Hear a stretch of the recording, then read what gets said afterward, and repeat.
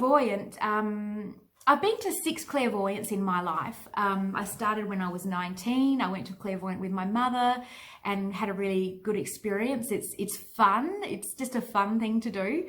So yeah, went and saw the clairvoyant. And now most of these clairvoyants, when I see them, they tell me that I'm a light worker. I'm a white lighter. And these are the 2 terms that I keep hearing, white lighter and light worker. And I'm like, oh, okay, what does that mean? So I go home and I just, research what that means. So I'm a person that likes to help people. Probably an empath as well.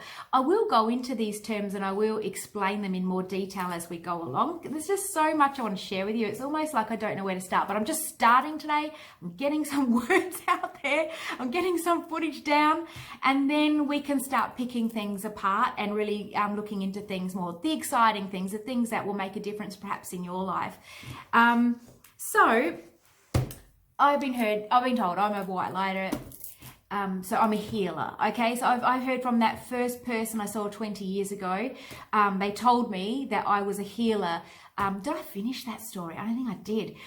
Let me finish that story. So after I had that energetic energy coming out of my fingertips, and I thought they couldn't feel it, when they got up and they thanked me, they said to me, "You're a healer." Yes, I did say that. I did say that. They said to me, "You're a healer," and I didn't know how to respond, and I just laughed because, that's what I did.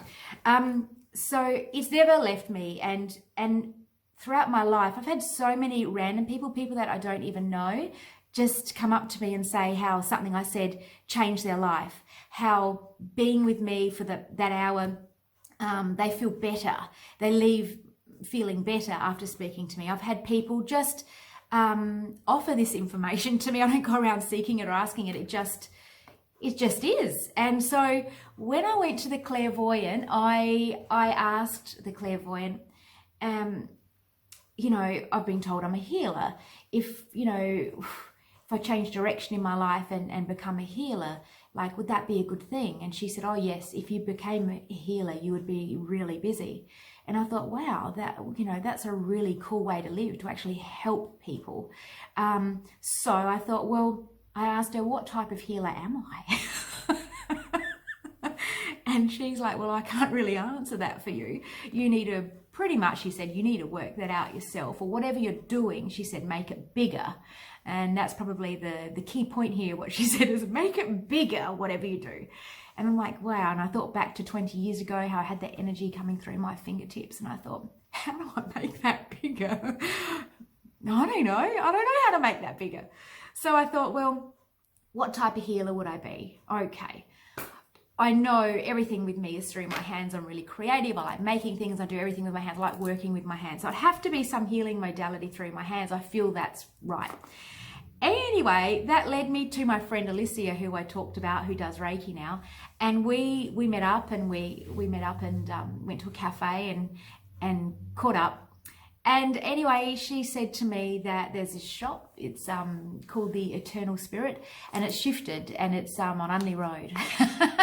Okay, so I went down there one day. I didn't forget that, and I went down there one day because they have books there, and they have crystals, and they have all different things. I thought, I'm just going to have a look around and see what I gravitate to. And I'm on this journey to becoming a healer.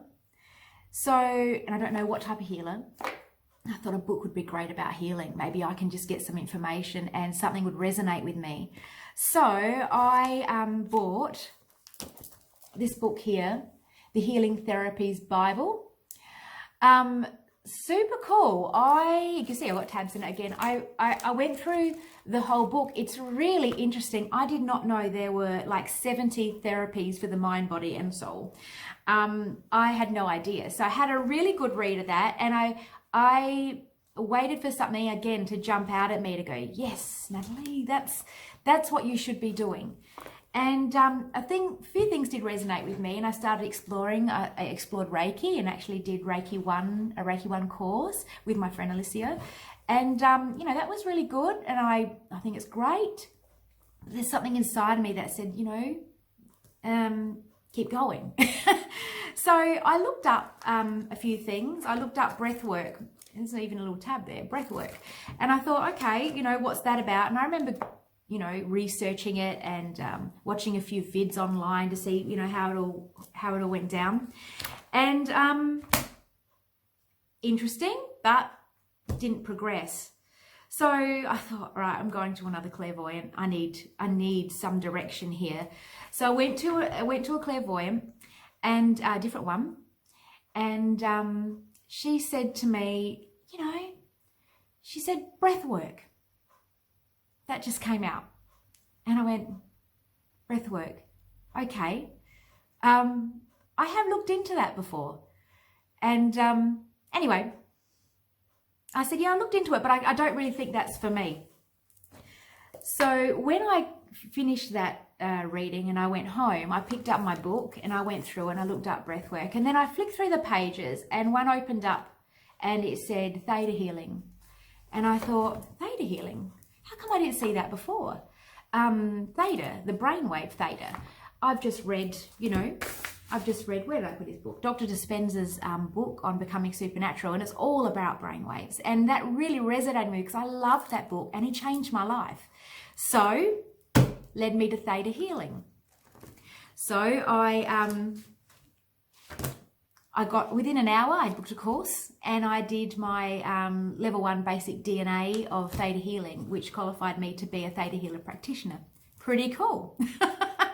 So I can talk more about that later. So that's what I've done too. Along the way, my friend said, Natalie, you should really read this book, okay, The Power of Now. And I thought, okay, I'll read it. And that was really interesting. And this gentleman who wrote this, he's so sweet. You used to watch him on YouTube or vids, and he's just really, really endearing. Anyway, I read that. Interesting. Then I bought that one.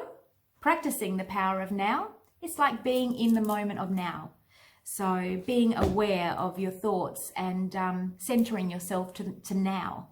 Good way to be. Chakras. I bought this book on chakras, which are energy centers of our body. What are chakras? Had no idea. Bought the book, read it, started doing meditation and understanding what that's all about. And I've noticed that everything links up. So theta healing and chakras link up, and Dr. Dispenza's becoming supernatural, it links up. He talks about energy centers, doesn't like to call them chakras. So energy centers, it's the same thing.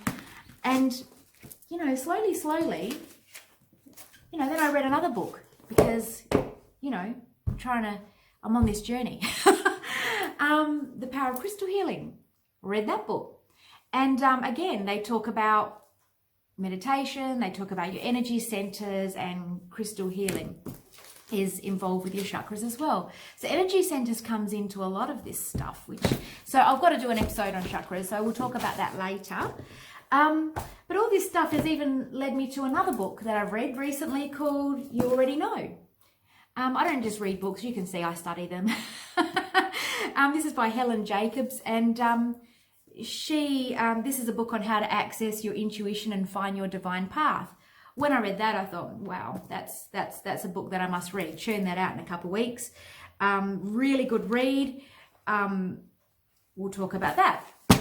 Okay. Don't go away.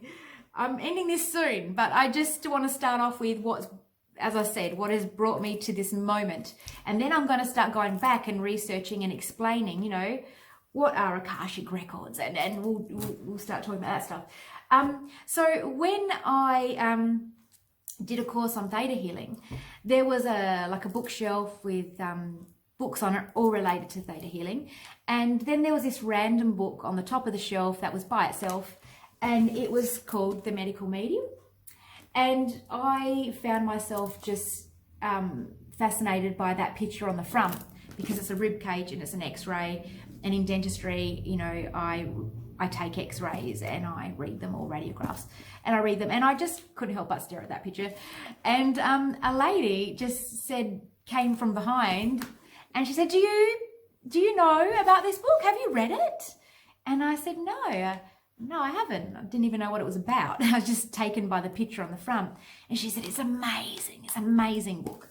And I thought, okay, it's an amazing book. And then I got distracted and I didn't pick it up or read or ask any questions, and that was the end of that.